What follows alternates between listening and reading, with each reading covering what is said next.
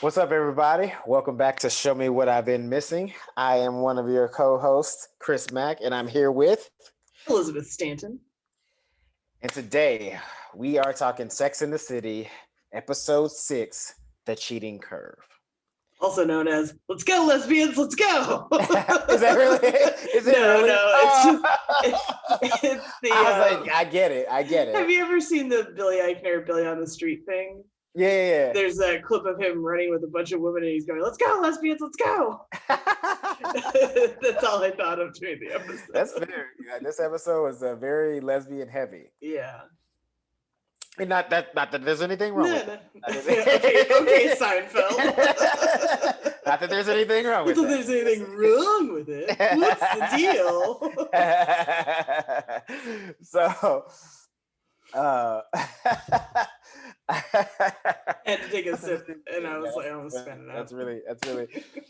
That's what that was the whole point of what I was doing. It was trying to be Seinfeld just a little bit.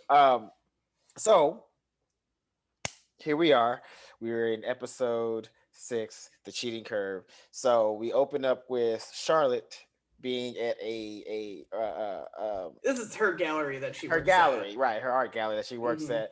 Opening night rather, and she's like selling these paintings like hotcakes, and she can't keep them on the fucking walls. So we're up in that, we're doing that, and man, I was like low key excited for a second, right? Because going through the narration, and Carrie's talking about she gets to Charlotte and she's talking about her new man, and for a second I was like, oh shit, they're hooking up Charlotte with her brother in this episode, because she was talking to the black dude, and I didn't know her boyfriend was there.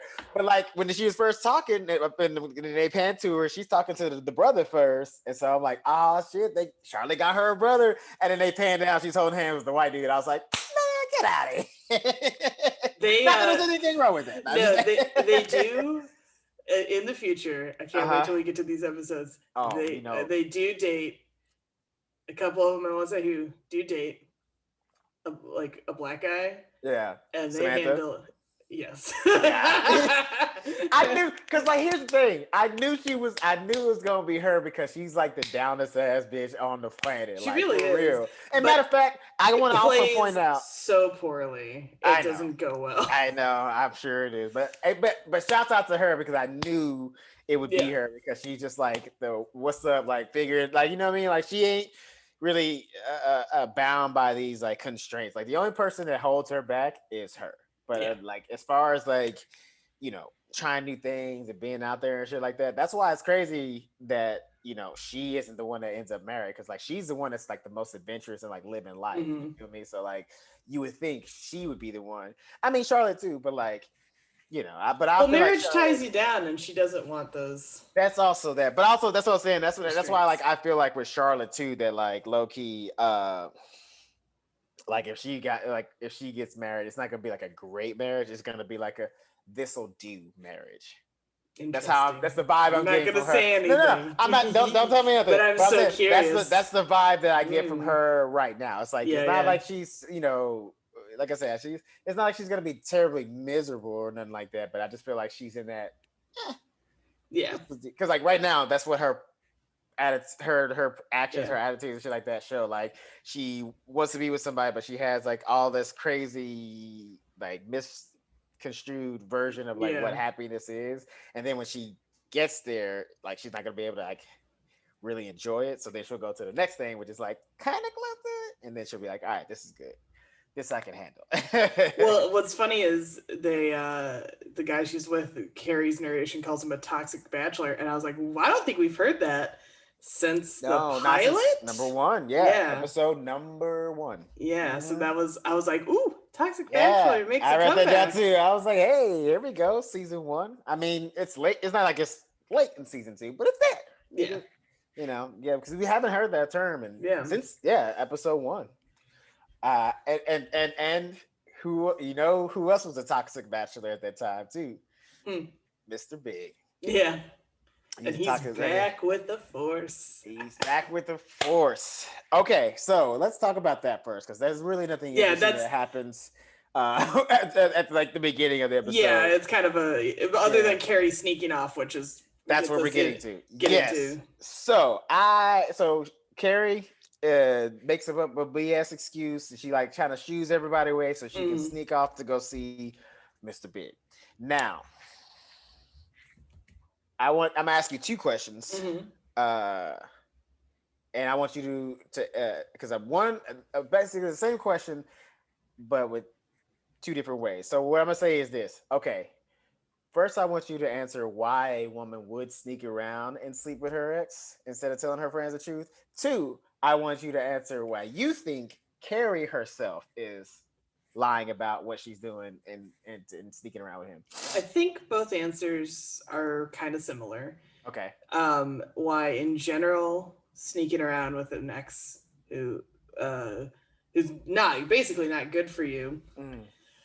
You want you want it, you know it's bad for you, and you don't tell your friends because you know what your friends will say. And I think that's exactly what Carrie knows too. Is you know, for sure they know and they know later.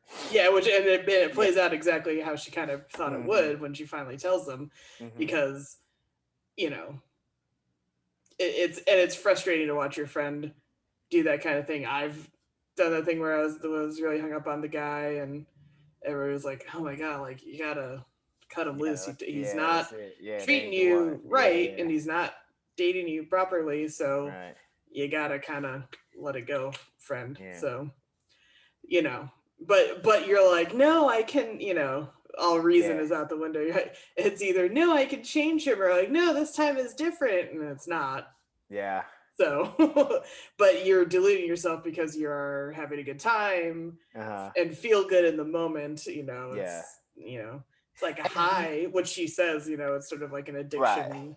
She can't get enough of it. And do you think there is a kind of an attraction to the idea of like sneaking around? Like, the forbidden, we're forbidden lovers, and they don't understand our love and blah blah. But like, it's just me and him. They don't us against the world. Which is a very, you know, it's a trope for a reason. Well, you know, and it was funny too because I saw this meme on the on like Facebook or something. I can't remember, but it was like men, you don't have to lie to women. If she likes you enough, she'll lie to herself. Oh my god! And I was like, and then I was like, first of all, as a man, I was like, man, that hurt me a little bit. So I was like, damn, like, because it was, because the thing about it is, like, we look at situations like this, we're talking about people sneaking it back to go hang out with their exes and doing it behind their friends' back. Like, you know, part of her, because she, like, Carrie's kind of the example of that meme. It's like, you know, because even her, she's trying to justify, you know, when she was talking to him about, like, towards the end of the episode, like, you know, doing the whole "what are we" conversation. You know what I mean? Like, in her head, she was like justifying it, like being there, like even though she knew deep down, like all alarm says vacate the premises, but she's still like, nah, I think if it was this and then it was that and then, like, you know, mix it together, it's okay, I can do this. It's different this time. That's really what she's living off of. Is like, it's different this time. But to be honest, I don't know, like, again, Big hasn't lost any points as far as so far this season. In my eyes, he hasn't lost any points. Brace yourself. Gained a few. My problem is he does seem more closed off. It's almost like after their breakup, he kind of reverted back to who he was when they first started dating. Like, real quick, you know what I mean? Like, and he just doesn't seem like it. Like, in those episodes, I didn't like him at all because I was like, this guy is a douche. He gives no fucks about this woman, like nothing at all. And then, like, slowly as they were dating, he turned that around and was like, you could see that there was, like, he was warming up to her, which also makes sense too, because, like, at the end of season 1, he's like, hey, it takes me time. I'm trying to move forward, blah blah blah. So it makes sense in his personality. He didn't lie in that case, but like now it's like he's season 1 all over again, and I feel bad for Carrie because I feel like she's definitely gonna get her heart broken by the because immediately he's back to not being as open. So she's like, well, have you told anybody? I haven't told anybody about us. Have you? And and she jokes he has no friends, but he says interested parties, which is kind of the crap he was pulling back in season 1. Bitches is what he tried to say. Yeah. I got women. Don't fuck around. And so that's why she's so like into it, but then knows like he's back to square one because it took so long to him for him to even get to where he was at the end of the first season when she did dump him, which he does point out to her when they're dancing. He's like, well, remember, you left me. Right. But she was like, you didn't tell me what not even, I think she says wanted to hear, but it's really what she needed to hear. Yeah. Well, she said, you didn't say what I wanted you to say. That's yeah. But then she kind of dodges out of that and doesn't like directly call him out. So she just is like, I was afraid. Yeah. And so then they are kind of like officially back together. But see, at least she says it. He never says it. That's what all he said was I missed you officially. Yeah. And you know what? It's this episode is kind of indicative of that episode. Remember when she called him and told him to come to the party, and then like she walks out at like 3 a.m. and can't find him, and then they meet in the back. Mm-hmm.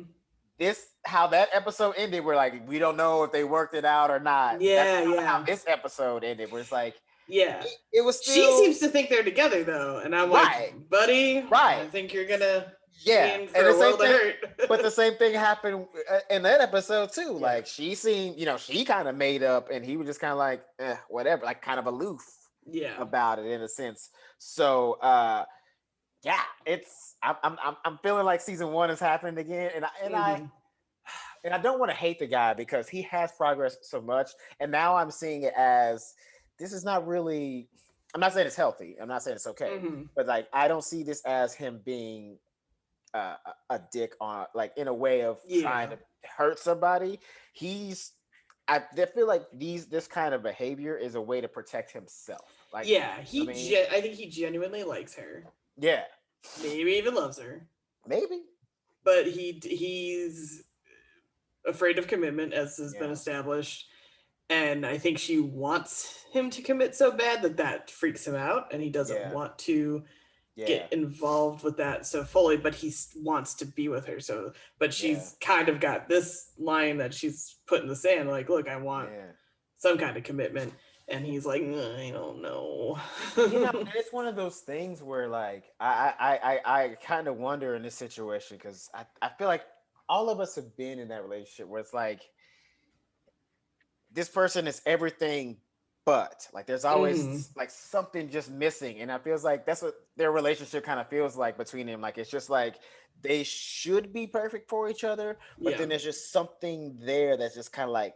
Like either it needs to be put there, or they need to grow there, or it's just never gonna show up. And like I have dated and been with people for so like years, even though they felt that it's like this would be perfect if, and not that such thing as perfect, but you know what I mean. It's like it's I think the issue is he's closed off and she's open, and they're not meeting in the middle.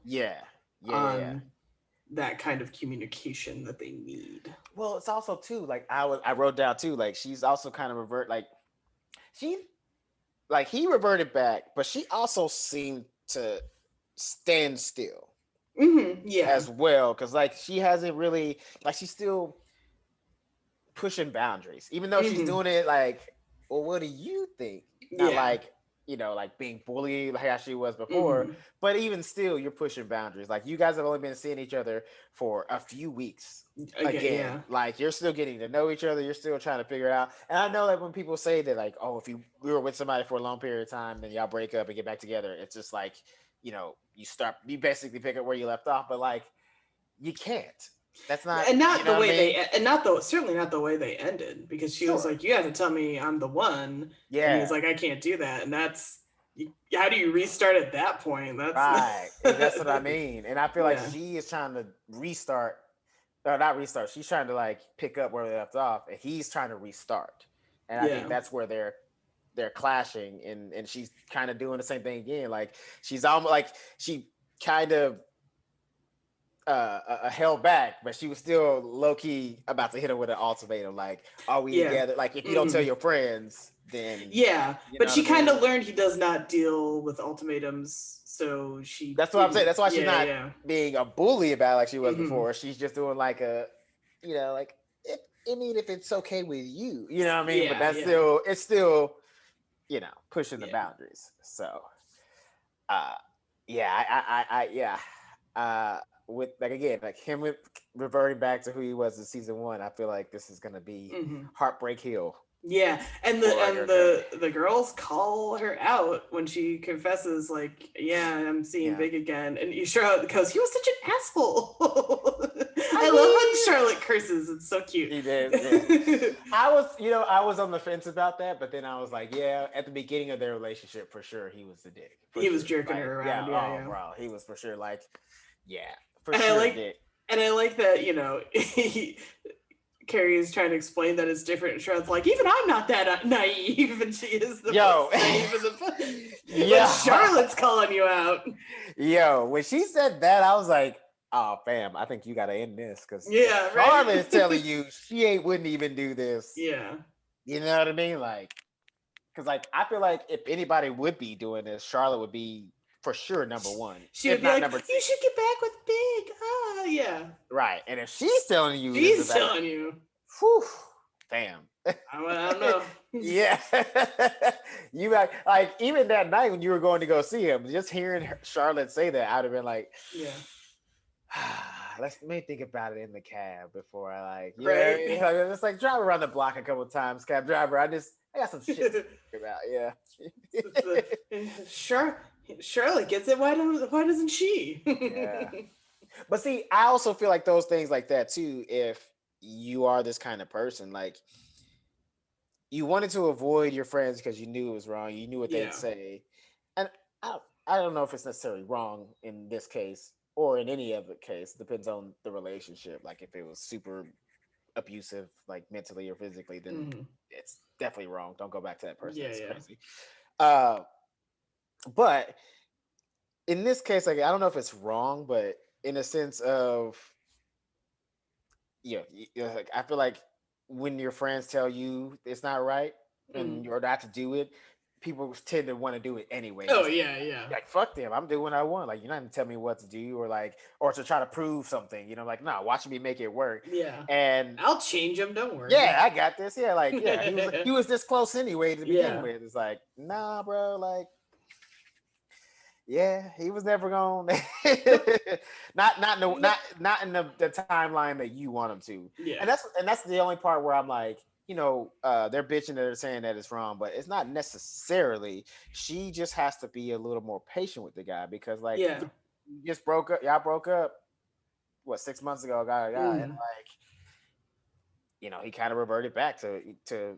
Single guy again. So like basically you kind of have to start from scratch by opening him up and like respecting his boundaries and being patient with him, and he'll probably get back to where he don't show up at church with his mom. Right. If he says, hey, I'm having a guys' night, don't show up to the guys' night. Yeah. That's always bad. You never show up to guys' night. That's just wrong. Unless you're invited to guys' night, then you come. Yeah. And even then, that's not a real invite. And also, guys' night is boring. It's so boring. Yo, I that's what I'm saying. Every girlfriend I've had since day one, like even not that I had guys' nights when I was like in junior high or something. Right. But like if I was like going to hang out with like just the fellas, like we're going to play basketball, every girl is like being upset with me because I didn't invite them and shit like that. And then when I do invite them, they get there, they're fucking bored. No, go with God, man. They don't care about anything that we're doing. They don't care about what's going on. They just want to be there. And it's like, what do you think is happening when a bunch of dudes are getting together? You think we're just I think every girl thinks that like when guys get together, we just order in prostitutes. Yeah, you're going on the prowl immediately. Yeah, it's like, no. Not all the time. I mean, I'm sure it happens. I'm not saying it doesn't happen. I mean, bachelor parties exist for a reason. But I'm not saying like for the most part, when guys are just like hanging out, 9 times out of 10, we're watching a movie or we're going to watch a game or playing video games. Video games. My God, talking about shit you don't give a fuck about. I wasn't dating because I was like too young, but like I definitely hung out at like male neighbor friends' houses. Yeah. and watch them play video games, and I was like, this is the most boring thing I've ever sat there. And we can do it for hours. And yeah, and you guys could go forever with video games. Well, that's the thing too. It's so like if would get mad, they would get mad because they're like bored. They're like, "Can we leave?" And I'm like, "No, I'm having fun." They're like, "Well, what? like, why were you here? Like, this is why I don't invite you. This is why it's like a whole trust guys thing. Yeah. This is why you don't crash girls' night. Fuck no. Also, too, like any guy, and that's the thing too. No matter what, even if the girl invited you to the girls' night, you showing up there makes you look so mad insecure. Like, so weird. Really controlling. And controlling. Like, I mean, it's not a good look ever. It goes both ways. Yeah, your girlfriend going to guys' night looks. Oh yeah, for sure. Controlling and messy too. Like it's also too like. But here's the thing: 9 times out of 10, like if a girl shows up at guys' night, like every guy understands it's like she probably made him invite. You know what I mean? Like they probably think that they don't think of it in the sense of like controlling or anything, but she probably just wanted to see what we're doing. And usually after one night of guys' night, you never see that girlfriend again. Like showing up to guys' night at least. You know what I mean? But anytime a guy does it, it looks like it's always a negative connotation. Like nobody's like, oh, it's sweet that they hang out together. It's like, it's this guy's like the needy or fucking controlling or super jealous or some shit like that. Like so the guys that shit is so boring. Like, go hang out with your friends. I don't care. Yeah. Because I will do what I want. Trust me. You're going to, that's what I'm saying. Trust me. We're not doing whatever. And I'm telling any woman that's listening to this right now, if you have a boyfriend or husband or whatever the case may be, significant other, however you choose to classify them, if they're having a guys' night, you don't want to come. Trust me. We are not doing anything exciting that you are missing out on, or we're not raging that hard. Like 9 times out of 10, we're having a few beers, talking about bullshit you don't give a fuck about, and then maybe talking about like how hot somebody is on TV, and that's it. Yeah, that's it. You're not missing anything unless you really love beer and chips. Like that's about it. And I don't. So. Exactly. Yeah. Oh man. So now that we talked about. All right, who do you want to talk about next? I feel like I'm always like saying who we. No, it's fine. I know we just talked about Carrie and Big. We covered all that. I think we're good there. Yeah, I think we've covered them. Yeah. Let's get into Charlotte. She had kind of the bigger plot line. Yeah. I don't even want to say dabbling with lesbianism because she never like kissed or engaged in anything close to it with any of the gay women. I didn't have time to look up the power lesbian of the 90s thing. I'm sure it was like a thing. There was I know there was lesbian chic at the time, which was it's just lesbians in high positions. It's just high powered. It's like basically what they thought Miranda was in season 1. Right, yeah. Which I was like, oh shit. Like when the spotlight started, I was like, is Charlotte about to like grab Miranda and put her in this thing? Because like that would be the ultimate callback if she ended up hanging out with a bunch of lesbians and being like, thought of as one of them again. Like, that would be amazing. And I do find this so weird because like she's forging all these friendships with them and having a good time, but they apparently don't know that she's straight. Yeah. And then they kind of kick her out of the group at the end, which I find weirdly dismissive. I mean, I feel like maybe it's different now where you don't have to like state up front like I'm straight or I'm gay or whatever, Right. I don't feel like Charlotte led them on in any way. I don't think so either. But Samantha and Miranda sure did, based on what they were telling. But you know what? I feel like they're being judgmental. What that's what I want to get to is like low key they kind of did a reversal of like how some men think of gay men. Like a lot of like some gay men are uncomfortable around gay men, not because they're gay, but it's because like they think that they're gonna like hit on them or like, try to like be they're into every man. And it's weird. It was interesting to see that kind of thought process coming out of a woman with Miranda and Samantha. I have gay women friends or have met gay women and have not been like, oh man, she's totally gonna hit on me. It's been like, oh hi, how you doing? Yeah, because they basically put the assumption of like how men think that all men are horny, so they're like, all right, well, if these lesbians, if they like women, they're all the time horny. They're all horny too. Like, no, that's not how it works. Like, testosterone drives our horniness. That's why most gay men probably do want to fuck you, but like they're not gonna try. It doesn't mean they're hitting on you. Just saying like they are probably attracted to more men than women are attracted to women. You know what I'm saying?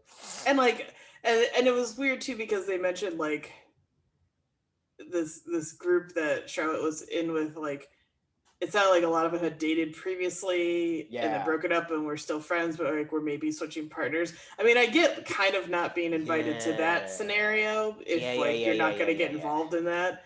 I think that's maybe what it was. Happened. I think that's what it was. It's like because they were talking about the trip to Telluride. And they were like, we're going up to the ski lodge. We're gonna be skiing. Like, I think that was AKA skiing. We gonna be fucking each other. Everybody here is gonna be getting into some shit.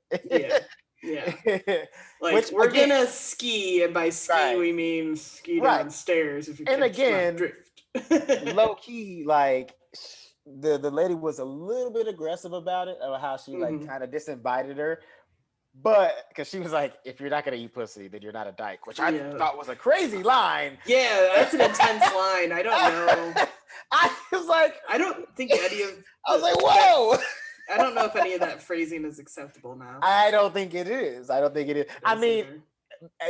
I don't think it is even within the community as well. Yeah, I have to admit I'm not sure. I'm not sure either. But I know you don't throw dyke around like right. Well, that's the weird thing because I do know a lot of gay men who use the F word. Yeah, and referring to like other gay men, like a certain type of gay man, and I'm like, that's interesting. Yeah, I think. I don't. Yeah, I think it's sort of like I'm not going to tell anyone how to use or not use a word. Listen. I feel like it's one of those things where it's like maybe it's not accepted. I don't know because even in like some circles, like even some black people are like, "Hey, don't say the N word around me." Like even if other black people are saying it, you know what I mean? Like they don't like that. So I think it's kind of that situation when it comes to like these words. It's like. Some people use it in reference and it's like maybe a form of endearment or just like referring to somebody. And then other people are like, hey, don't say that around me. Like that's offensive, even if you say it. Yeah. And also, if we were not supposed to say the D word, apologies to listeners. I apologize. We probably should have checked. I was just quoting and we haven't said it but once. So we probably should have checked, but that's kind of a hard thing to check. Right. But I don't want that on my search history. I don't want that on my search history of like what slurs can I use? Right. No. Yeah. Don't need that. I don't need nobody going back and don't need that at my IP address and be like, oh, in fucking 2021, he looked up this. But in that case, that's what I'm saying. Like she was a little bit aggressive about it, but I also understand because like if this is the idea of the party that like basically when we get there, we're all gonna doing stuff round robin. You wouldn't have a place. Yeah, she wouldn't have a place. You know what I mean? Like, and even if she still went, it would be just be weird because like we just gonna like find some like she's not a hookup girl, so it's not like she's gonna find some random guy.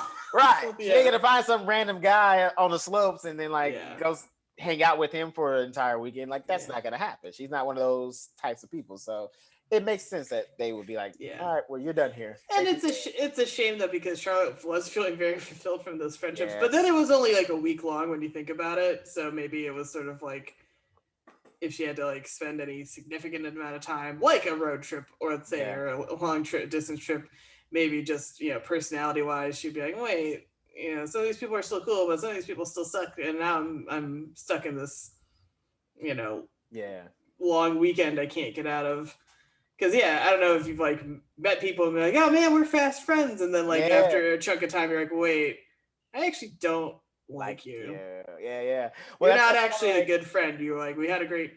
It's like a friendship. Yeah. It's like a friendship fling. Like it kind of is though, because sometimes what a magical week like right there, like they meet you at that right time, and you both kind of maybe not going through something similar, but like just in that same little pocket and moment of life, and you guys meet and hang out, and then like after that pocket dies, you're like, I don't really. Yeah, probably the weirdest one is in college. I was in like a Psych 101 class. Yeah. And like a seatmate, a girl, like a couple seats over, we sat like roughly in the same spots. You know, it wasn't assigned, but like just kind of gravitated. Yeah. We like got to chatting, hanging out. We bought tickets to Jay Leno on tour on campus. Went to the show and everything. Never talked again. That's what I mean. Just little pockets of friendship. Little pockets of friendship. I've had so many of those. Yeah. That's not even weird to me because I've had so many of those. Not even the Jay Leno part? Oh. No, because like we bought tickets I've gone to and everything. Obscure shit with random people. I can't say random people, but like short-term people. I've done that all the time. You know, it's weird. But you know, and that's the thing too. I was really feeling for Charlotte because like I ain't gonna lie. Like I've had this experience before, but with gay men, and it was so great. Like I wasn't trying to impress no women. Yeah, I wasn't worried about like how I looked or what. Like, and even if I was worried about how I looked, like I had gay men to tell me, "Hey, you should wear this." So like I didn't even have to think of my fashion and shit like that. Like it was just very relaxing, very cool. Like none of them were rude, none of them were disrespectful, and then try to touch me or nothing like that. We were just like super cool. But I did feel low key guilty because like when we go to the clubs together, men would hit on me, and I would have to tell them I'm straight. And then like I'm the straight guy who's like in the gay bar trying to get free drinks, and that made me feel guilty. So I know this journey that Charlotte went on this time. You know what I mean? I've been there, and it is nice because it is comforting not to have to worry about that. And I'm sure it's even more comforting, being a woman in that situation. Yeah, when you're in like a big group of girls, gay or straight, and you're not doing it, and you're not like on a manhunt, but like when you are having a girls' night, like we were joking about, or like in the other episode where they were just out dancing, and you're not out to impress anyone. You're just hanging out, having a good time. Oh, it's the best. It's so nice. Man. It has to be. It's gotta be.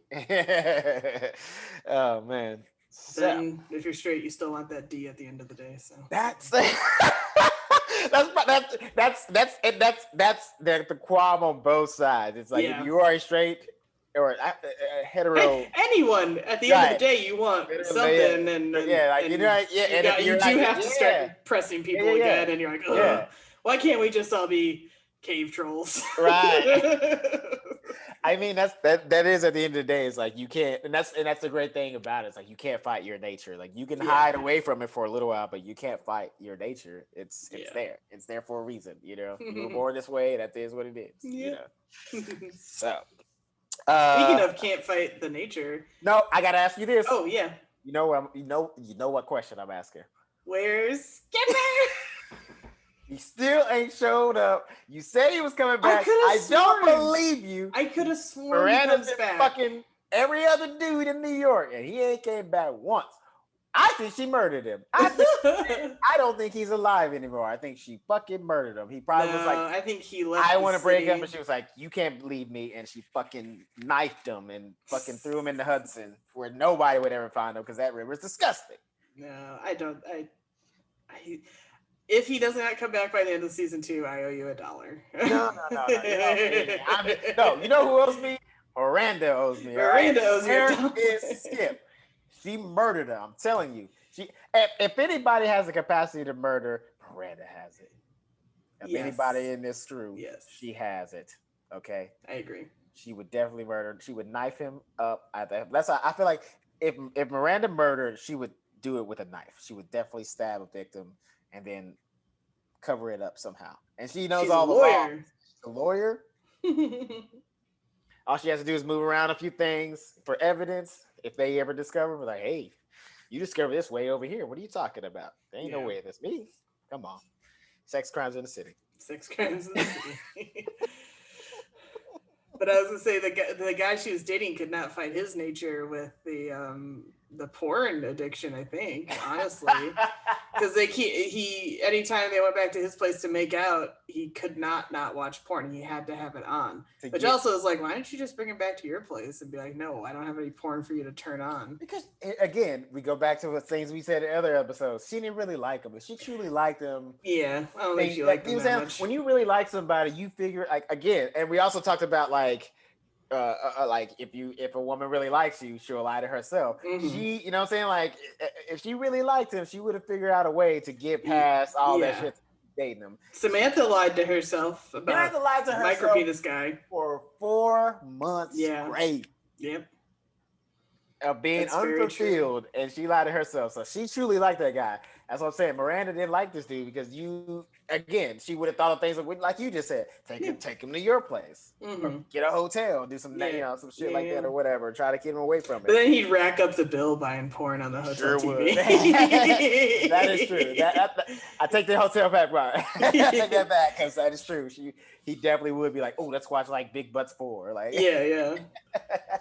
I just was also laughing because I like that he was like, this like documentary filmmaker stuff, and I know it's probably more a joke, but the fact that one of their dates was watching Showa is like the wildest shit they could have used. This is another weird like in the one we had with the girls from Enough Wicker. They're like, all right, Anne Frank joke. This is like another weird joke along that, because Showa is a 4-hour documentary and then some about the Holocaust. It's not fun. It's not the show in the Holocaust, man. It's not light viewing. It's not a date night, or at least not a typical date night. I mean, that's like Schindler's List. That's not. I wouldn't watch that. Yeah, well, that's what they were talking about. He's like, oh, Schindler's List was so smarmy, truthfully, it doesn't actually capture the true horror. Not like that 4-hour documentary we just watched. I have not seen the whole thing. I saw, I think, part of it in college. Okay. And it's it's sad. It's it's interviewing survivors. It's horrible. Like, I'm sure. It's well done, but it's horrible to. That's 4 hours though. God damn, that's a lot. Live for one sitting on a date. You just took me to. First of all, I don't give a fuck if it was Avengers Endgame. That movie is almost 4 hours. Like, that's not a date movie. You know what I mean? Like, that's not. You don't take anybody if you're going to a movie on a date. Usually they say it's a bad move, especially for a first date. So that's already bad. But if you're going to a movie on the first date, you definitely can't watch one that's like over 3 hours. Period. No, make it like a comedy. Like, make it a comedy. Yeah, 1 hour and a half tops. Like, make it a 90-minute comedy. Although they're barely making 90-minute comedies. That's true. Now they're all like fucking 2 hours and shit. Yeah. Don't get me started on that. Thank you, Judd Apatow, for that. Thank you, Judd Apatow. That motherfucker can't do a comedy under 2 hours if he fucking tried. Look, all the improvs are not gold. You can edit them out. No, fuck that. I'm just saying. But fuck that, because if I do a Judd Apatow movie and I'm doing a riff run, I want all my shit on there. I want motherfuckers to know how funny I am. It's just show is just like such a weird. No, I feel you. Kind of, it's like funny in the sense of like, it's just what a weird fucking date these two went on. Yeah. And he still got some. Yeah. It's not the kind of movie where you'd walk out and be like, you know what I'm feeling. Right. Go back to my place now that we just watched the horrors of genocide. Yeah. But he still got some. Not only did he get some, she was okay with him turning on the porno. Yeah. While they were getting some. And I was like, man. I was like, he must be the luckiest guy in New York, or she was just really desperate to get some. Yeah, because she like even asks like, aren't I enough? And he's like, yeah, it's just I also like the porn. And then when she finally confronts him at the end, she's like, it's me or the porn women. And he's like, well, I've known the porn women longer. So wild. I was like, first of all, this dude, somehow simultaneously as a character, he was both pathetic and savage at the same time. Yeah. You know what I mean? Because like, if he delivered that straight up, like, look, I'm choosing them. I've known them longer than you. Get out. that would have been more savage. But he was like, well, I've known them longer. He's like, well, I've been in a relationship with them. I just barely met you. I've been with them for years. It's like, that's the part that made him pathetic, because he was like kind of whiny about it. Like, it's not my fault. You know what I mean? Like, not taking any responsibility. Just like, it's just how it happened, you know? Which I hate that anyway in people when they're like, oh, it's out of my control. Like, stop it. You are doing this. No one is making, like, a man has a gun to your head. No one's like shoving you into it. You're doing this because of who you are. Yeah. Take responsibility. So, but that was the part that made him like low-key pathetic. But it was still kind of savage that he did choose them over her. Like, I was like, yeah. He said, I've known them longer than you. So weird. It's just like such a weird thing. Listen, and it's such a like kind of a weird. I know they were going for like the cheating theme. So when she bumps into Carrie in the morning, which we didn't talk about her doing the walk of shame. And didn't really do the walk of shame. It's like, not really a walk of shame that she put on herself. You know what I mean? Yeah. Like, if she's considering him her boyfriend again, it's not really a shame. It's not like she hooked up with him. And he's not dating anyone else. So it's not like as far as we see. As far as we know. As far as we see. Don't forget, season 1, we didn't know until we knew. She lied to her friend on the street. Yeah. But no one has a dentist appointment at 7 a.m. I can't believe Miranda bought that lie. I don't feel like she did. Maybe she was just whatever. Yeah, maybe she didn't give. I don't think she cared enough. That's really what it was. Yeah. It's like, I don't believe that. It's just like she didn't care enough. Yeah. Because she's on her way to work too, so she's probably in her. Yeah, she's not like picking up the clues and. Yeah. Because I've been to a few dentist appointments. I don't think you get anything earlier than like 8 o'clock. Maybe 9. 8 or 9. Like, so you know what, she was like in her dentist office at 6:30. Unless she like that, maybe if this is like your dentist that was also a family friend and is hooking you up, that I could see. That's really the only way that would happen. Yeah. You know what I mean? But where's Skipper? Stop dating these weirdos. Get back to our boy Skip. It's kind of funny that, like, here's the thing. The only thing that's really wrong with Skip is that he might be a little needy. But every other guy that she's dated since season 1 has been like weird. Certified freak 7 days a week. Been like weirdo dude. Yeah. Or like just really asshole Skipper's worst quality is that he's a simp. Yeah, that's really it. And that's something you can low key change in a man by being with him. Like, if you give him that confidence, like, because sometimes men like who are like Skipper, when they get with somebody that actually like it doesn't expect them to just be like so manly all the time and like actually helps them like maybe achieve that and gives them that confidence, then they become what you're looking for, that little puzzle piece that was missing that kept you from them. And like, oh shit, now it's in the puzzle and you're good. And I feel like Miranda's that kind of person where she could do that. Like, instead of just expecting the man to like already have that, like somebody like Skipper who's like willing to do anything to make her happy. She was like, you need to be more assertive. You'd be more assertive. Probably right off the bat. If she was like, I'll be with you if you start being like more, assertive, and he would be like, bang, here it is. I do find this episode weird though. The more now that I've watched it again. Yeah. With the whole cheating curve thing, because I wanted to talk about that so bad because please say what you're saying and we're gonna get into it. Because no one's really cheating on anybody per se. Okay. Like no one's in a couple. Like, yes, the guy. You mean like in this episode or? In this episode. Oh, okay. I was saying this is a great theory. I can't wait to hear. I thought you were talking about like. No! You can absolutely cheat on people in real life. I want to say this theory is awesome. Come with it. Let's go. No, that's terrible. Oh my god, no. I was like, Elizabeth Stanton is a savage. I don't mean that in the slightest. You absolutely can cheat on people in real life. I mean within the context of the episode. Charlotte's guy only dated her twice, so like, he cheated on her by making out with the girl in the coat closet, but it's like not. I mean, he's like, technically he wasn't cheating, but that was a dick move. Sorry, bro. Yeah, it's ridiculous. That you can say to be like, he was trying to come up with the wild excuses, like, oh, she's an old time friend. Yeah, her uncle just died. She's new in town. What? Yeah. No. What's that to do with your tongue being down her throat, sir? Stop it. And like, they say, oh, Samantha, you cheat. but she doesn't cheat on partners. She's the other person, like every time. That's what I've seen so far with her. I haven't seen on any dude that she's dating, like any dude been dating. So I find it weird to accuse her of cheating. I mean, she is, but she is not in the relationship. Correct. You know, she's just the other person. Right. So yeah, I mean, and then she says there's no cheating without being caught, which no, that's not fucking true. You can cheat on someone and not get caught, but you still cheated on them. I don't care for cheating at all. Like, I don't think it's like obviously a good thing. And then I really hate it in like movies and stuff when they like try to make it kind of okay, and I'm like, no. Yeah, like this is the most random example, but this is the one that always gets my goat. Christmas Vacation. Chevy Chase is staring out the window. Or actually, all the vacation movies. Have I brought this up I feel like I've talked about this before. No, I don't think I've ever heard this before.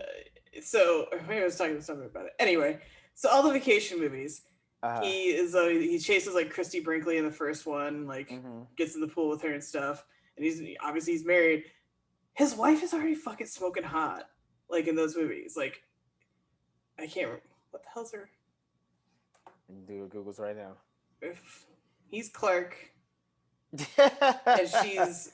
Why do I want to call her Beverly? That's not her name in the movies. That's the actress's name, Beverly. National Lampoon, right? Yeah. Lampoon. Oh my God, they're planning on making another one. Oh, of course they do.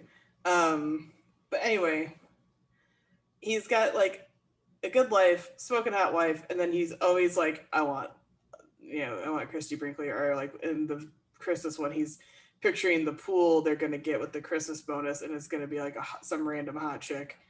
And I'm like, Beverly D'Angelo. But what's her character name? Ellen Griswold. Ellen. Okay, yeah, yes. I called her Beverly. That's because it's the actress's name. No, Beverly D'Angelo's gorgeous. Fucking hot, right?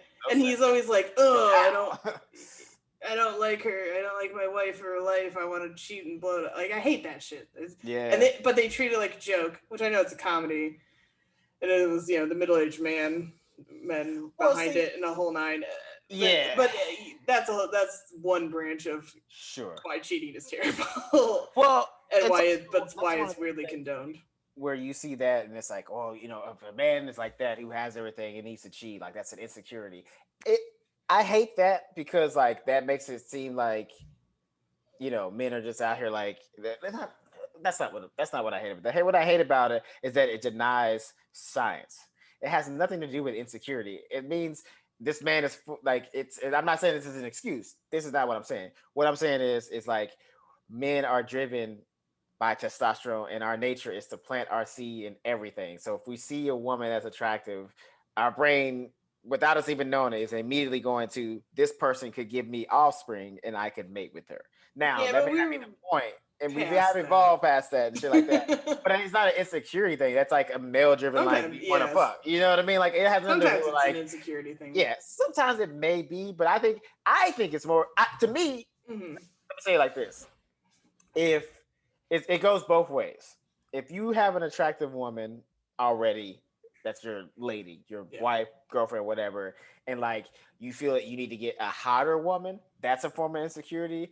And I also think if you... for lack of better words, go for a less attractive woman woman, that's also an insecurity thing, because maybe you don't feel you deserve the woman that you already have. And I should vice versa in the other direction, like you think you need more. That could be a form of insecurity. And I should point out, like, in general, I don't think it is. It shouldn't matter whether or not his wife is smoking hot to begin with. It's still that's cheating. Also true. You're married. Well, here's the thing: you married her, so like, if you didn't marry her for love, then just get divorced. You don't have to cheat on her. That's what drives me so crazy is like as far as their discussion of like what counts as cheating. I mean, I guess you could argue all sorts of points of that, but I feel like it's pretty clear. Like if you're making out or boning someone who you're not going out with, it's cheating. Well, I'm not gonna lie though. I ain't gonna lie though. There are parameters. It depends on how long you depending on how long and how official you are. I also am not bad at I'm not saying I condone cheating. I'm not saying it's all good, but I'm also not mad at Samantha's theory of if you didn't get caught, is it cheating? It still happened. It's not fake. It's not imaginary. But here's the thing. If you ain't get caught, if nobody is hurt, we still in the same realm? Because usually cheating is like it's like it causes pain, but like if you are, it doesn't it always comes out at some point, right? You think? Yeah, but I think it's. But see, my thing is too. Like this is also my theory. I'm not saying, and I'm not saying I subscribe to Samantha's theory. I just want to put that out there. I just think it's hilarious that that's our theory. But my theory in this is like I feel like if you are, it's like this is gonna sound so fucking weird, but like if you're cheating and you at least have enough respect for the person to like hide it well. But you don't respect them because you're cheating on them. No, you do respect them because you're not trying to get hurt. You're not trying to hurt them. No, I feel like disrespectful. Let me finish. You let me finish. Okay. I know how wrong I am, but just let me say it. Keep digging that hole, bud. Just let me say it. Keep digging your own grave on this one. Here's a shovel. Enjoy. No, I'm saying this like if you have enough respect to like at least hide it from them or keep it from them. I think is when you let yourself get caught, because I don't think here's the thing, because if you're good enough to cover it up, then you're good enough to do that forever. Like nobody just gets relaxed and shit like that. So I think like at that moment you start getting sloppy and you get caught, you want it to be caught. It's just like when somebody like confesses to it, you know what I mean? Because like if you were like, to me, the confession, if you're gonna cheat, why confess to it? Because you didn't care when you were doing it. Why are you trying to be like noble now? Like that's stupid. That just doesn't make some people are like narcissists though, and they want to make it all about them. Yeah, I don't know. That's what I mean. Like that's the part I'm talking about. It's like if you're cheating, why confess? Because that's not for them. That's not because you respect them or love them so much. Because if you respect them and love them so much, you wouldn't have done that in the first place. Sure. Yeah. Period. Like there's, you know what I mean? Like, so you can't be like, oh, I was drunk or whatever. Like that doesn't mean anything. You can be drunk and not do it unless somebody roofied your ass and just like. That's a crime. That's a whole separate thing. That's a different thing. That's totally something different. You know, like drinking or I was high. Like, nah, bro. Nah, bro. It's cheating is cheating. You just gotta take it on the chin if you get caught. That's pretty much it. Yeah, and accept that if you get dumped, you get dumped. Yeah. Because you hurt another person. Because if you didn't want to be with them and you wanted to seek something else, you should have dumped them in the first place rather than put them through the hurt of doing that. That's what I don't. I mean, obviously it's bad, but like that's one of the things that really burns my toast is like it hurts another person. Yeah. And you're so selfish that you don't care that it hurt the other person. Right. You wanted what you wanted. Damn the consequences. Right. That's right. You wanted what you wanted. That's what I mean. That's what I mean about the confession. Like you wanted what you wanted. You did what you did. Don't like all of a sudden get a conscience and be like, like also too, you're not gonna do anything but just hurt the person that you. I mean, it's like, what do you think they're gonna be like? Because like if the dream scenarios that they're like, okay, cool, it's fine, whatever. Like who's gonna be like, hey. Yeah, but that wouldn't even be the dream scenario in my eyes, because I feel like if a person's just like, all right, cool, that's good. That means either they're doing it too, or you're dead. Like they're gonna murder you or like empty out your bank account or something. Like they got something in mind. There's no, especially if it's a woman, there's no way you gonna go to a woman and be like, hey, I messed up. I had sex with somebody else. I'm sorry. And she's just like, okay, that's fine.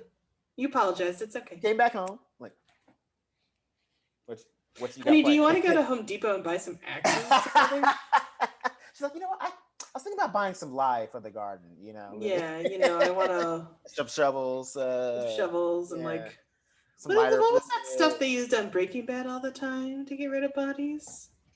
I mean, just like it dissolves other stuff, Oh, because we watch it, it just came to mind. It just was like, what was that called again? Like you could only use it in certain bins, but like,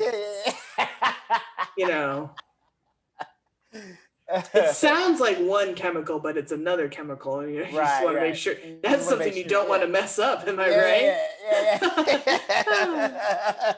That's what I'm saying. Like, there's no scenario where that's what I mean. Like, the confession is just bullshit. It's for you. It doesn't make any sense. It's for you, and part of you wants to hurt the other person, right? By confessing and making them feel bad.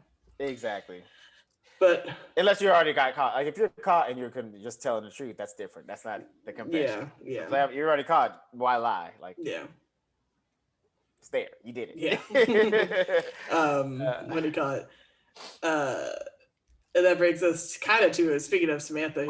So let's define this real quick before we can move on. So the cheating curve is what, in your opinion? What the cheating curve? I think the curve was like how long you've been with the person, and like if that's one axis, and then the other axis is like whether or not you've said you're official. Okay, I'm with that. Because if you're on like an app or something, let's say, and you go on like a date with two different people, are you cheating on both of them with the other, or is it you just on a couple dates in the beginning of like the process? I don't necessarily think that's cheating. I don't think it is either, because but if you're still on the app after you said to guy this is A, my boyfriend. This is my boyfriend, guy A. But you're still talking with guy B. Yeah. Or you're still, or you're still scrolling on an app or whatever. Yeah. Which is makeup. Or even at a bar, whatever. Right. It's not all apps nowadays, but that's where I'm at. Listen. Still trying to get on Raya. I feel you. On the wait list. Hey. I work in TV, Raya. Let me on. I mean, that's what it's supposed to be for, right? It was like people in the business. In like a certain sphere. No, so I get that though. I'm with that though. Like, I think it does depend on how long you've been dating, and if it does depend on like, have you guys spoken about being official? Because, and that's also too because I feel like some people think that they've been cheating on, like if they're dating somebody and they found out that they're dating somebody else. Because we were talking about that in that episode where we see Big. It's like, but again, is that technically cheating? Just because like you're not dating anybody else, you can't just expect that they're not dating anybody else, right? And that's where all the communication comes in. Like if you haven't said like, oh, we're official or what, right? We all have to learn to communicate more, and we just don't. But how do you? Now my question is in that regard. Okay, like if you just started dating somebody, does it seem kind of controlling if you're like, hey, look, I'm not dating anybody else, and I would prefer if you didn't? I don't know. That's so hard. I think that's really case by case. Yeah. Because it's, catching the right vibe sounds silly and unclear. That's my thing. Like I don't necessarily want someone I'm dating to be seeing someone else. Yeah. Well, that's my own insecurity as well. That's insecure because I low key, my thing about it is it has nothing to do with me being jealous. Like if you're doing it and I don't know about it, fine, do your thing, out of sight, out of mind. If I don't know, it won't hurt me. Yeah. But if I am aware of it, my thing is like this. It's like I'm not mad at the action of it. I'm mad at the potential danger for me. Yeah. You feel me? That's what I'm more concerned with, because like I'm worried I'm gonna get hurt in that scenario. Like right. Like if I'm, especially too, like if I'm with this person and we've been intimate physically and like we ain't been using protection, and then I found out you dating somebody else, and now potentially you could be having sex with that person without protection, like this, I'm gonna get chlamydia. That shit's right.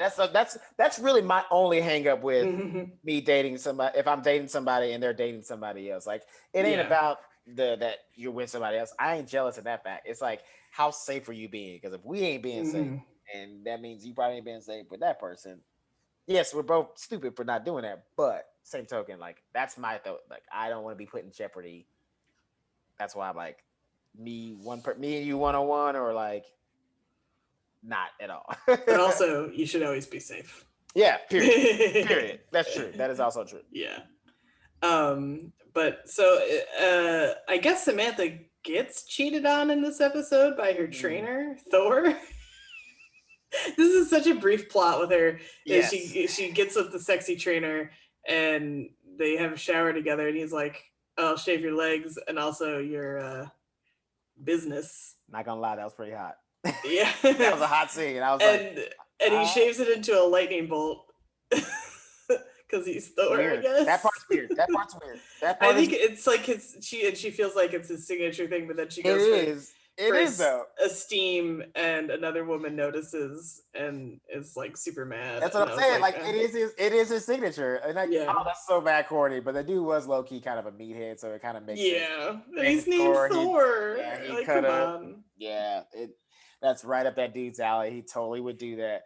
But the workout scene between them and then like the shower scene, no sex. You never saw them have sex.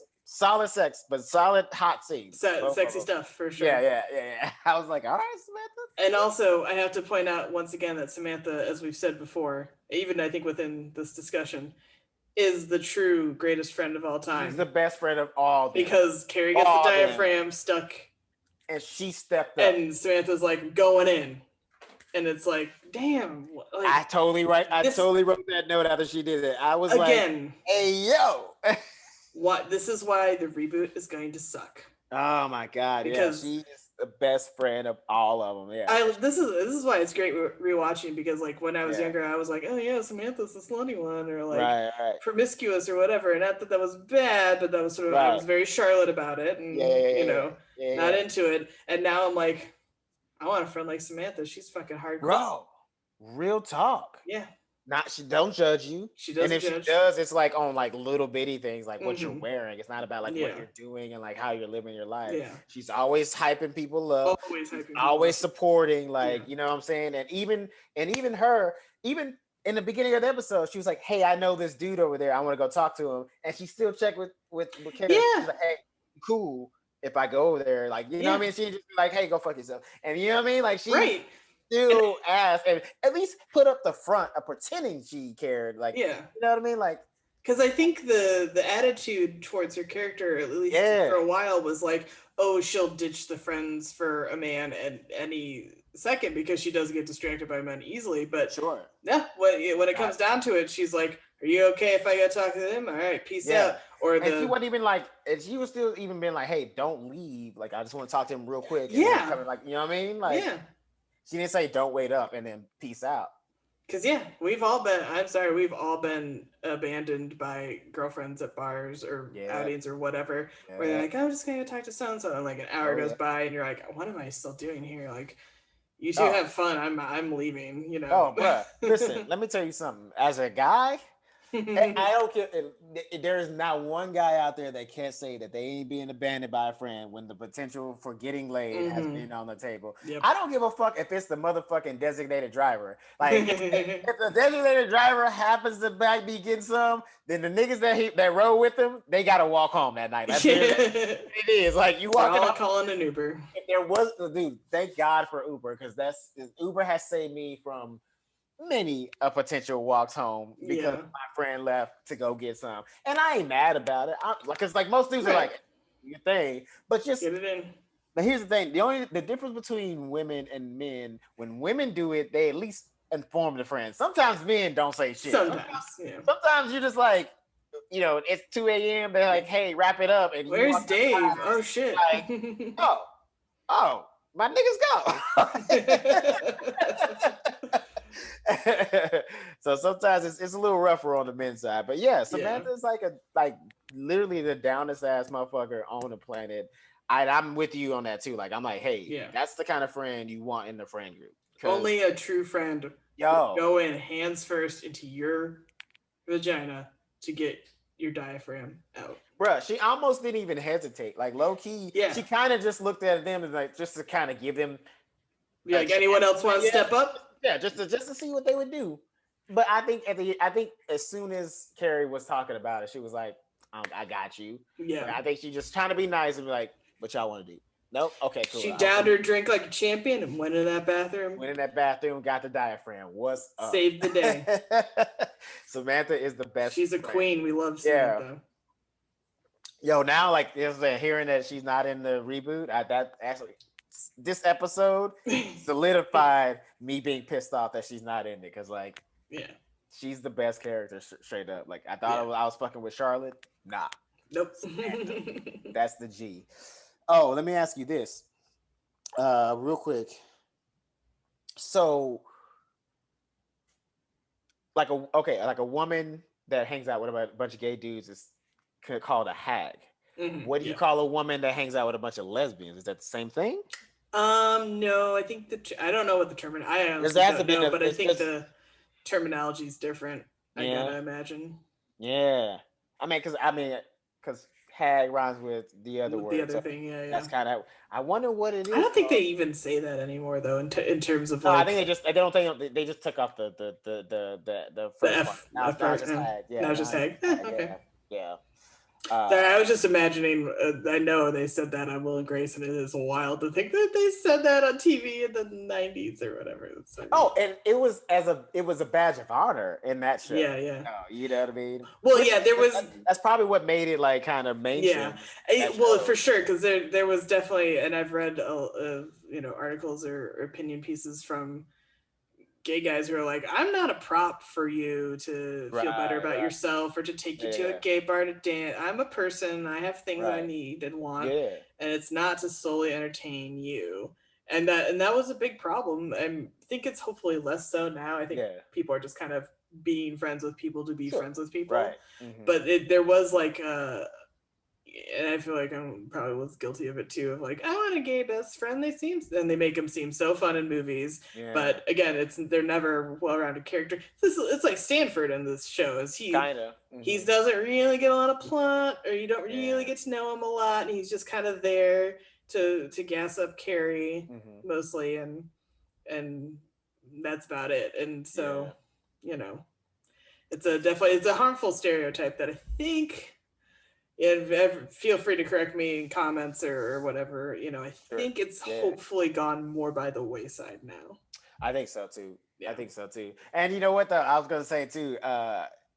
For those that there are women that hang out with a bunch of gay dudes, they know the pain of being left to get some. Because like, let me tell you something. I've been around my brother. God rest his soul. I've been around him like. Some of his friends, and I'm hanging out, and if he's my ride, he'd just be like, "Here's the keys, I'm out." Like, I got it. Got some things to handle. So I think whatever your orientation, you're gonna get left. You're gonna get left from time to time. You will get left by a friend of any orientation as well. It's happened. It has happened to everybody. That's a one thing that can unite us and all bring us together is the fact that if you're single, everybody has been abandoned. If you're single and your other friends are single, while your friend has gotten whatever the object of their desire is. Yeah. And it is simultaneously a bummer, but you're also happy for them. Yeah. A true friend is like, look, especially now, because like, listen, back in the day, back in this time, we're talking, 1999, 2000. Yeah. Or no, this is 1999, right? When this still 99. So 99, there was no Uber, so it was a little bit harder, but also not so bad as a New Yorker. As a New Yorker, they're fine. Yeah. The New Yorker, you got cabs and shit like that. Small town, good luck. Yeah. And they're in Manhattan, which is, I'm assuming, a mostly safe island. So they're probably not worried about too much. Bad shit can still happen, but like, as a woman, you probably all right. Because 9 times out of 10, you just order a cab that's right in front of the venue, so hopefully, like you don't gotta like hop on a train or some shit like that. Yeah. Well, these ladies are ordering cabs. Most normal people have to take the train. Right. And then it is a little more dangerous, a little more different. dicey. Yeah, that's true. That's a good point. But that's cool. But that's all I had. That's all I wanted to talk about. Yeah, this was. I know this one, as I've said of many. This one gets played on cable a lot. Yeah, it's pretty clean. Yeah, and if I recall, they simply blur out the porn because they were showing, stuff. There was. They just blur it out though because I think they trim Miranda's plot because it's probably the most sexual of the bunch. Because they definitely keep the Thor shaving stuff in. Oh, really? Yeah. I mean, yeah, I guess you can do that because it is technically like not network TV, it's cable TV. So yeah, like, so you can you be know, a little, and yeah, you can be, racier. and a little bit more racier, and you don't really see anything. It's just implied what's going on with them. So. Which I also thought it was kind of funny that Samantha is like very on the forefront of like trends and things like that. And she was sort of surprised about being shaved and like that there's a whole industry dedicated to maintenance. Yes. But I could be wrong. I feel like that's always been a thing, but that's because I probably grew up knowing about it. Yeah. And maybe like that was a newer thing in the late 90s. I don't care to Google and figure out the timeline of when it went from, as people have always jokingly call it, like, 70s Bush, right. on men and women, right? So like when the grooming revolution started. Mm-hmm. I'm not Googling that. If anyone's curious, you can Google it yourself. Okay. Well, I would say this about that: I resent Charlotte's lying, saying that, or was it Charlotte said that she was like, "Oh, men want to shave down there because they want little girls." Oh, Miranda said that. Miranda said that. Okay, I thought it was her, but that's a common kind of thing, though, and I resent that. You might resent that, but there is a subset that there might be. I'm sure weird. Listen. I'm not saying that that's entirely wrong. Mm-hmm. I'm sure there's. I mean, obviously, there's some men out there that like, yes, that's why they want that, because they do want little girls. They just don't do it, or they do, and you don't know about it. So I'm not saying it's entirely wrong, but I'm speaking for the normal men who just like, I think it's a thing of like, you wanted a little shade because like if you go down on women, sometimes some of those hairs get up in there, and she's super hairy. It's all, and it kind of kills the experience because like I like going down on women, but I don't like peeling out the hairballs. So like I think that's might be the reason why a lot of men prefer it to be like shaved or trimmed. It's a harsh accusation. Yeah, that was real harsh because like there was somebody I saw a post. It was like a meme that somebody said that it was like any man that only dates women that are like under 5'5", they're pedophiles. I was like, oh wow, that's no. I've been trying to get short girls to date dudes within like 5'9" and under range so that I can finally get with tall guys. Because I'm sorry, if you're 5'5" and he's 5'9", that's a 4-inch height difference. That's great. Even if you wear heels, those heels are 3 inches. You're still doing fine. Yeah. You don't want. What are you doing? You're 5 feet tall. You want a 6'7" dude? Get out of here. That's never right. Because that's the same thing of like if you're a woman that's like under 5'9" or whatever, and you want a guy that's 6'5", you automatically have daddy issues. Like, yeah, that's a weird. It could be the case. Thing. There probably is some truth in that, but it's not the case for everybody. Maybe just so happened that the guy you met happens to be 6'5" and you're 5'5". Like it just happens that way. You know what I mean? But I don't know if like necessarily if a dude is like, if I date a girl who's like 4'11", now I'm a pedophile. That I just happen to fall in love with a girl that's extremely short. That's not fair. That's not fair. That's not fair. It is a little weird. I get it. Seeing it around. I have seen girls that are that short, and it is kind of weird. But I'm saying that's not fair to just be like, oh, he likes little girls. Yeah. You know what? It's you got to be a little careful lobbing those accusations at people. Yeah, that's a very blanketed statement that you're throwing out there. So it's a bit of a fine line. Mm-hmm. So, where can they find you on the internet, Chris? Well, they can find me at my old handle. It's at Mack Diddy Combs. That's MackDiddyCombs. That's on Twitter. That's on Instagram, Cash App, Venmo, whatever you want. However you want to find me. You know what I mean? Mm-hmm. It's all there. How about you? They can find me on Twitter and Instagram at Elizabeth Movies. And I still haven't figured out how to update my Venmo so that is also the same, and I don't have to like accidentally give out like personal information. So, but if you want to send me money, let me know. We'll figure it out. And then we'll figure it out. Yeah. I'll hit you with the link. Then they can find us, the show. As we always say, the fastest way is to just go to Instagram at Show Me What Podcast. That'll help take you to all the other we got our platforms. Links. We're on Twitter. We're on Facebook. Boom. We broadcast with the wonderful people through Anchor FM, which is they handle so much of the work. It's lovely. Yeah. Not sponsored by Anchor, but just shouting them out. Yeah, but shouting them out. But if they wanted to. But if they wanted to. I'm just saying, Anchor, if you hear this, you can. If you want to. It's up to you. Oh, also, be sure to go to Arlo Australia. Arlo _ Australia. That's ARLO _ Australia. My friend sells amazing scented candles. They are all ethically sourced. So all her materials come from Australia. It's soy-free wax, or excuse me, lead-free wax, and it's soy wax. So you're good. It's all organic material. It ain't gonna like cause you any kind of like weird infections or like give you the black lung like in Zoolander. I got the black lung pop. You've been working in the mine one day. So that won't happen to you. Yeah, well, that won't happen to you. Also, they burn really slow, so each candle is about a month's worth. If you burn it every day, you can get about a month worth of burning, so that's really good. She's also doing bundles, so you can get 3 for $30, and you get 3 different scents as a bundle, and they are amazing. So go to Arlo _ Australia on Instagram. Get you some candles. And we will have their Etsy shop linked in the show description and all that good stuff. So yes, ma'am. Yes, ma'am. All right. Until next time. We will be here, and you can be here with us. Latest.